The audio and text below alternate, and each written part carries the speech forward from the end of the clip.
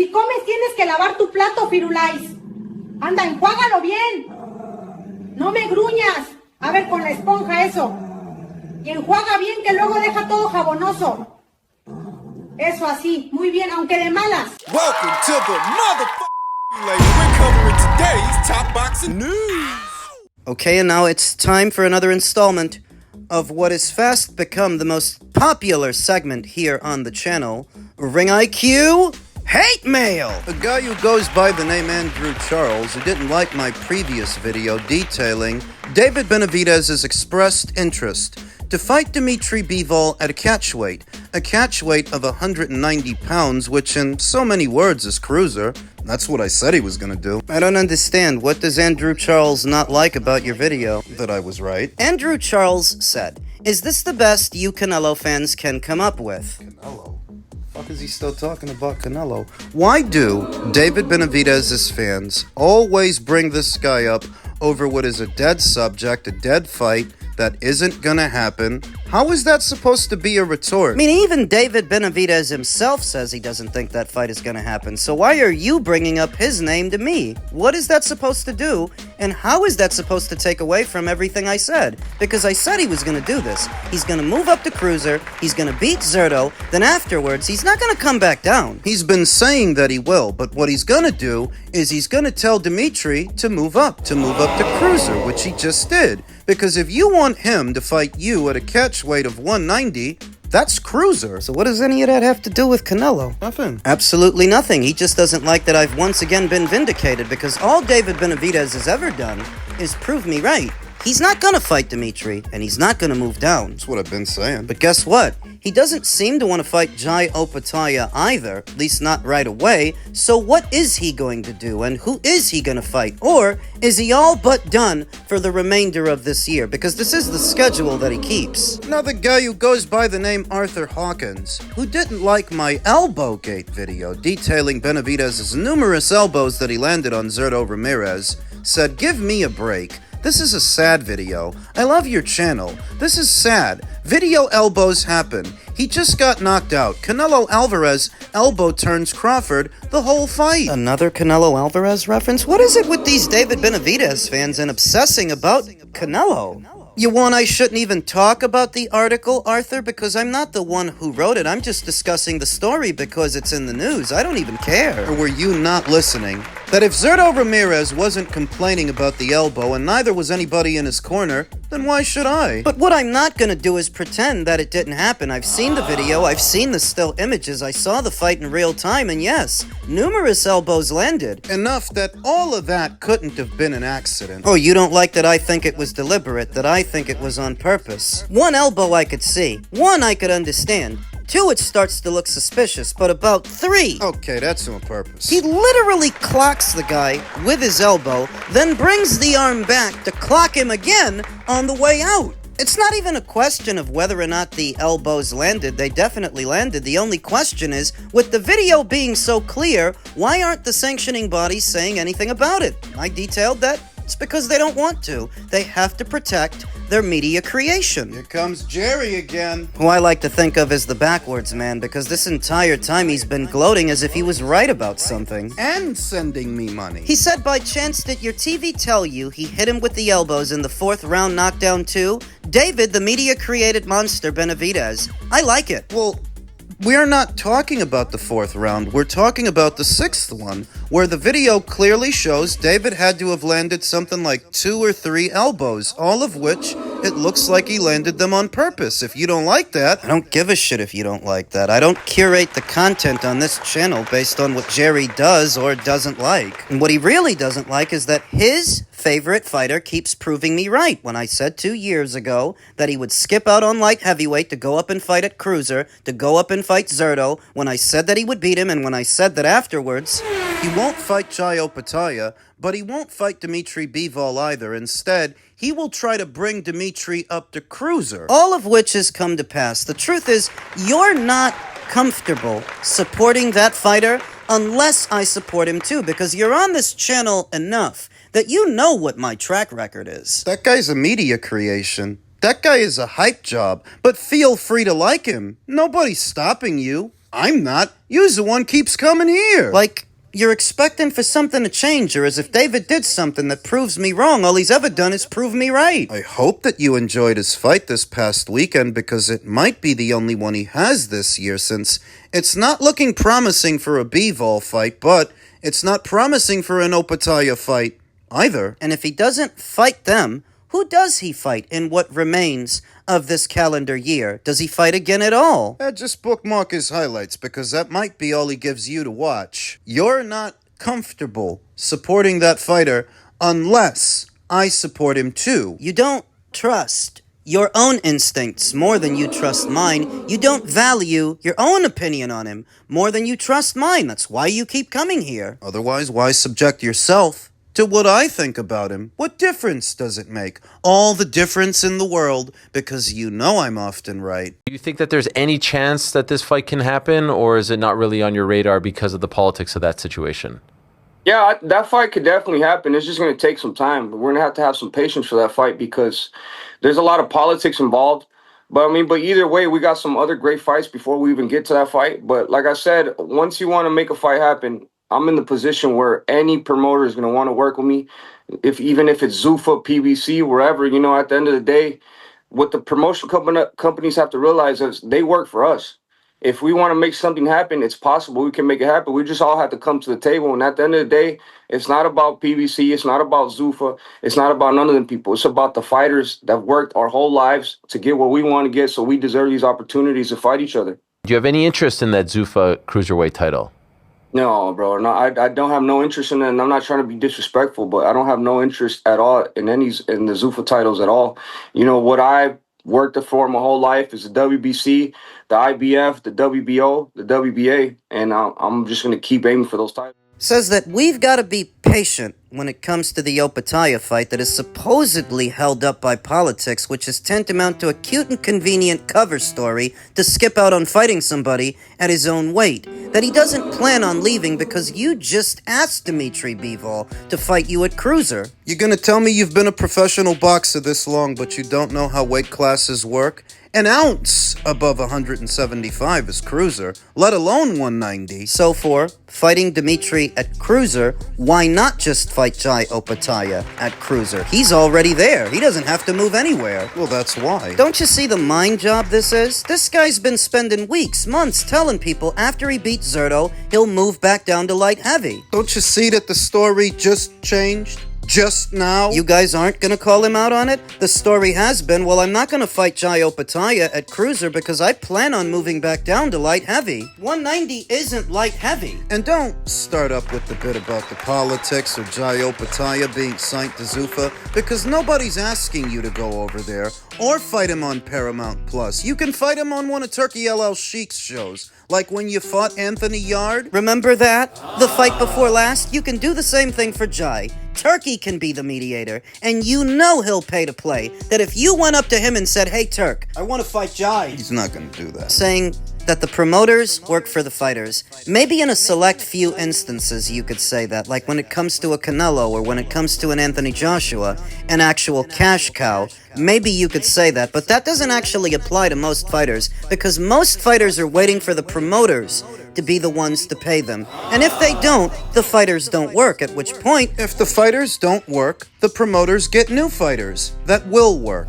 And that's how it works, because the fighters come and go. The promoters stay. While the fighters rise and fall like the wheat, a hot fighter today could be yesterday's news tomorrow, and that's how it is. So when you tell me that the promoters work for you, it's one of the fundamental problems with this era of boxing is that the fighters have a little bit too much autonomy, too much wiggle room to waste people's time, in many instances, waste people's money, and there's a direct correlation between that and the sport's decline in this country. Every other boxing market is booming. The UK market is now bigger than it's ever been. The Japanese one too, and the Aussie one. Other boxing markets that are flourishing where this one is declining, and the main reason for it is because the fighters here all seem to think they're their own boss. Free to waste people's time, and before you know it, your prime years are spent. You can't get them back, and the people, they've moved on to the shiny new fighter. You gotta know your role, know your place, and earn it. There are a select few fighters out there, you could say. Very few who can say that the promoter works for them because they've become bankable attractions to the point their fights are like printing money. But this is not a lot of fighters we're talking about. I can count on one hand how many fighters that encompasses without having to use all 5 fingers. The point being, David Benavidez isn't gonna give the people the fights that they're asking him for, and he knows he's not going to. He's gonna play the game and say what he needs to say in the moment, and it'll gradually change over time. All the while, the fight fans won't get the fights they want to see him in. And his career is the one's gonna suffer for it. Not fighting Jai Opetaia is not a question of promotional politics or finance. The money is there to make it happen, and the desire among the fans. The only one lacking desire is David. He wants to put distance between himself and that fight, even though some people think he'd actually win. Tim Bradley does. No fighter in the game is perfect, but shit, when you can make, you know what I'm saying, a wrong, and you can turn that shit right, you can turn it right to make it work for you, shit, it is what it is. If a motherfucker can't make you pay for it, hey, it is. Keep doing you. Keep doing you. You know, that's just what it is. Now, I told y'all before this shit. I went back and watched the video and shit. I said it at, I went back, first video I made about this particular fight. I said Benavidez is gonna whoop the shit out of Ramirez. You know, then I started watching film and shit, and I'm like, oh, you know, Ramirez can punch, he can do some things. You know, you saw last night, he had his little moments last night, but it wasn't enough. It wasn't enough. And I also said in one of my videos in the past about him and Jai Opetaia, I said Jai Opetaia gonna get his ass whooped by Benavidez. Yeah, oh yeah, Jai, bring your ass on. Jai, bring your ass on, Jai. Shit, Benavidez ain't going nowhere. Benavidez beat the shit out of Jai Opetaia too. He ain't on your damn level either. No, Jai like to take breaks too. He can box, he got feet, yep, but you're gonna be on that ass. You're gonna be putting them combinations on his ass with that speed and that power. Ooh, damn, Benavidez had power last night too. Man, I'm telling you, this was one of them old-fashioned ass whoopings right here. This is old school whooping ass right here. Man, it looked like Mike Tyson, fucking Roy Jones, he had all kind of mixes of people in his body last night. I was like, God dang, look at Benavidez, boy. Woo-wee. That boy is bad. That boy is special. That boy is special. Hell yeah, he is special. I don't give a damn what anybody say. Shit. You took all that away from him beating Zurdo Ramirez? Tim, I'm nowhere near as high on David as you are, and I knew he was going to beat Zurdo. So what does that mean? What does that tell you? It's not actually a big deal. He sparked the guy for over 100 rounds, Tim. He knew exactly what he was signing up for. Storks and boxing. Even though I don't like to waste time on fights that I don't expect to happen, let's break down a Jai Opetaia fight and why I don't agree with Tim. You're oohing and eyeing that he beat the crap out of Zurdo Ramirez, who you yourself admit fought the wrong fight because he was trying to impose his size on David, coming forward to impose his will, and leaving himself open for all those shoe shines. Trying to force exchanges in the pocket against a fighter who had noticeably more hand speed than he did. Even I said that David's gonna beat him to the punch. Because he's got the faster hands, and what, you're expecting Jai Opetaia to do that? All that stuff that Zurdo had been working on with Julian Chua and Malik Scotch for the last 4 fights as a cruiserweight, getting on the balls of his feet, using his jab and moving around, he abandoned all of that on Saturday. Jai's not gonna fight David the way that Zurdo fought David. It was almost like Zurdo reverted to his old style because he was in there with somebody who he sparred a bunch of times before. Like his muscle memory kicked in and he started doing all the old stuff. Jai's not gonna fight David the way that Zurdo fought David. Jai Opetaia is best described as a mid-range to outside fighter, not a mid-range to inside fighter like Zurdo Ramirez. Jai gets on the balls of his feet and his best punches are his straight punches. And unlike Zurdo Ramirez, it's not gonna be Jai stalking David, it's gonna be David stalking Jai, which is gonna leave David open for counters, open for straight punches. Some of which could see David Benavidez get knocked down. Let's not pretend he hasn't been knocked down before, because he has. In the Ronald Gavril fight, and the more recent David Morrell fight. The reason for it, you said it yourself, Tim. It's because he squares up. He gives his opponent both shoulders. To try and land those shoe shines. Against an opponent that is coming forward, he can get away with that. But against a guy who's moving back, shifting his weight onto his back foot, to fire a hard counter, that's a recipe for disaster. But that's what he'd be facing in Jai. Probably why he doesn't want to fight him yet. It might be true that in the pocket, David Benavidez is faster than Jai Opetaia. He might actually have more inside game than Jai Opetaia, but he's got to get there. That's the hard part. Zerto didn't use his legs like he did in his last 4 fights. He brought the fight to David, so David didn't have to chase him around, whereas with Jai... I think David would be the one coming forward, trying to close the distance so he can get off those shoe shines. Yeah, he's fast. I'm not saying he isn't, but he's fast in the pocket. To be fast in the pocket, well, you have to get there. Which is hard to do when the other guy's on the balls of his feet, moving around, shooting jabs, shooting backhands, shooting hard counters. There's a question of cardio. Would Jai Opetaia's cardio hold up in a David Benavidez fight? It's a valid question, but I could ask the same thing about David, because fighting Jai isn't going to be like the fight that he just had with Zerto. You're going to have to spend energy trying to get to this guy. Is your cardio going to hold up? David Benavidez took some shots before he stopped Zerto Ramirez. He took some lumps and he wore them well, but how well would he take punches from Jai? Zerto Ramirez is nowhere near the puncher that Jai Opetaia is. To make a long story short, whatever David just did to Zerto Ramirez ain't got a whole lot to do with a Jai Opetaia fight. Different fight, different fighter, different challenges. So that when you tell me that David Benavidez would beat the brakes off of Jai Opetaia because you're all excited about what he did to Zerto... What? Fuck!